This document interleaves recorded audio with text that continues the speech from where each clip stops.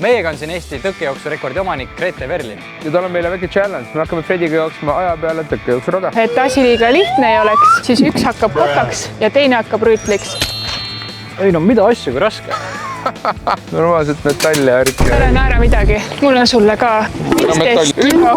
Teeme poistele sellise huvitava raja, et ma ei pane kõiki ühe kõrgusega tõkkeid.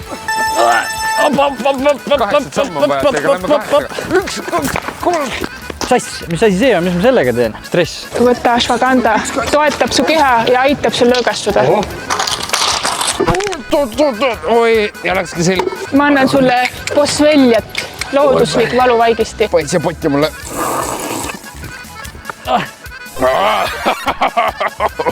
Noh, jõudsid ka. Mis dopingut sa võtsid? Ashwagandha, no stress. Seda võib, jah? No stresso. Sul lihased valusad on, ma nagunii panesid silmaaugust endal opsti klõmdi. Ma ei usu, et keegi on jooksnud kilbiga varem tõkkejooksu. Nii et ei ole mitte siin ruumis ainult üks Eesti rekordi omanik, vaid on neid vähemalt 3, kui mitte rohkem.